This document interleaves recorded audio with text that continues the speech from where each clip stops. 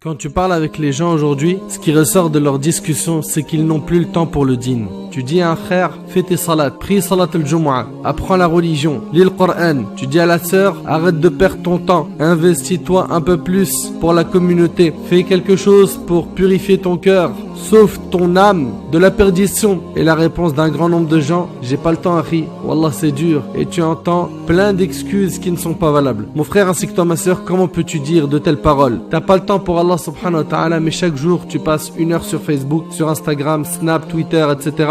2 heures sur WhatsApp, 2 heures sur YouTube à regarder les vidéos tendances, sans compter le temps que tu mets à commenter les matchs de foot, à jouer aux jeux vidéo, à faire du shopping, etc. En réalité, si tu as réussi à trouver du temps pour tout cela, pour tous ces loisirs et ces plaisirs, c'est parce que ton cœur a été piqué. Il a été piqué par la dunya. Pourquoi est-ce que ton cœur refuse tout ce qui amène vers le paradis? Le prophète sallallahu alayhi wa sallam a dit que le fils d'Adam ne fera pas un pas le jour du jugement sans qu'il soit questionné sur quelque chose. Parmi elles, sa vie, comment est-ce qu'il l'a passée? Mon frère ainsi que toi ma soeur, que vas-tu répondre à Allah lorsqu'il t'interrogera? Qu'as-tu fait de ta vie? La perte de temps est pire que la mort, comme a dit Ibn al-Qayyim rahimahullah, car la perte de temps te sépare d'Allah et du jour dernier, tandis que la mort te sépare de ce bas monde et de ses gens. Dans ton planning, tu dois avoir un temps pour ton âme et un temps pour ton corps. Il faut impérativement que tu sauves ton âme du châtiment d'Allah subhanahu wa ta'ala. Pour cela, établis un planning sérieux, un moment où tu écoutes des rappels chez toi et un moment où tu écoutes des rappels à la mosquée, un programme d'apprentissage de la religion. Investis-toi pour la Ummah, bouge, fais quelque chose pour que tu t'améliores jour après jour. Appelle les gens à Allah subhanahu wa ta'ala, fais du bien autour de toi, laisse quelque chose d'utile aux gens avant de quitter ce bas monde. Mais malheureusement, qu'est-ce qu'on entend aujourd'hui? On entend il est trop jeune pour penser à Allah, ou bien il est trop amoureux pour penser à Allah, trop occupé par le travail pour penser à Allah, ou bien s'il est malade, il a trop mal pour penser à Allah, jusqu'à ce que la mort frappe, et là, trop tard pour penser à Allah. Mon frère ainsi que toi ma soeur, l'objectif de ce rappel est de réveiller les cœurs, freiner les égos qui ne font rien d'autre que de suivre leur passion illicite. Mais bien aimés en Allah subhanahu wa ta'ala, sachez que les causes de la perte de temps sont nombreuses. Premièrement, l'espoir de vivre longtemps. Toujours remettre la bonne action à demain. Le hijab, ça sera pour plus tard. M'habiller correctement, ça sera pour plus tard. Délaisser le haram, ça sera pour plus tard. Délaisser cette fréquentation illicite, pas de problème, plus tard. Aller faire le hajj, plus tard. Sortir la zakat, plus tard. La prière, plus tard. Toute chose est remise à demain, alors que demain, tu n'as aucune certitude de l'atteindre. Deuxièmement, parmi les causes de la perte de temps, le suivi des passions. Le suivi des passions, également le fait de ne pas avoir d'objectif dans la vie. Il vit sans avoir d'objectif dans sa vie. Il ne sait pas d'où il vient. Il ne sait pas où il va. Il ne sait pas qui il est. N'oublie pas que tu as été créé pour l'adoration d'Allah tabaraka wa ta'ala. Allah azza wa jalla a dit, je n'ai créé les djinns et les hommes que pour qu'ils m'adorent. Et n'oublie pas aussi qu'Allah tabaraka wa ta'ala a dit, jusqu'à ce que la mort vienne à l'un d'entre eux, puis il dira, Seigneur, fais-moi revenir sur terre afin que je fasse du bien dans ce que j'ai délaissé.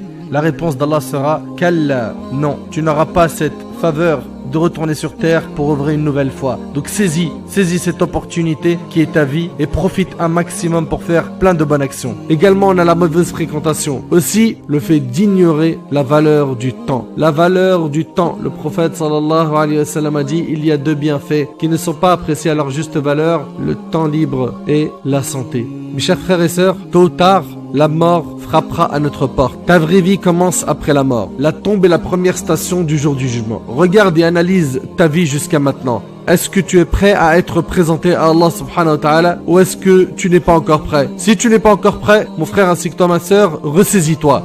Stop à l'insouciance aujourd'hui. Ton plus grand objectif doit être d'adoucir ton cœur qui est durci à cause des péchés. Tes péchés agissent sur toi comme une drogue. Tu en es arrivé à un stade où tu ne trouves la joie que lorsque tu désobéis à Allah subhanahu wa ta'ala. Quand vas-tu vendre ce bas monde pour l'au-delà? Où sont les traces des discours sur ton cœur? Pourquoi est-ce que les versets, les hadiths du prophète sallallahu alayhi wa sallam ne font plus effet sur toi? Pose-toi des questions. Mon frère ainsi que toi ma sœur, je termine par ces quelques paroles. Du berceau à la tombe, tu seras certes éprouvé, dans l'aisance tout comme dans la difficulté. Alors remercie Allah pour les biens accordés et fais preuve d'endurance face à l'adversité. La tristesse, la maladie, la perte de tes parents, des épreuves face auxquelles tu devras te montrer patient, en espérant par cela une récompense sans précédent, une place au paradis parmi les serviteurs les plus fervents. Multiplie les invocations lors de chaque prière. Elles sont l'arme du croyant qui jamais ne désespère d'une issue favorable lorsque sa situation dégénère. Car certes, après l'obscurité, jaillit la lumière. Le temps passe de manière si précipitée, à l'image des grains qui s'écoulent du sablier, marquant la fin d'un voyage de durée déterminée, ta prochaine demeure, un jardin ou une tombe enflammée.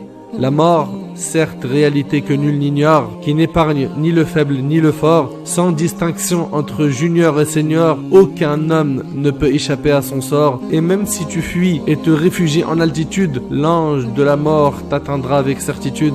Alors préserve-toi du mal et des turpitudes, afin que l'au-delà soit bonheur éternel et quiétude. Qu'Allah subhanahu wa ta'ala nous amène vers le chemin de la droiture. آمنت بالله وملائكته وكتبه ورسله واليوم الآخر والقدر خيره وشره من الله والبعث بعد الموت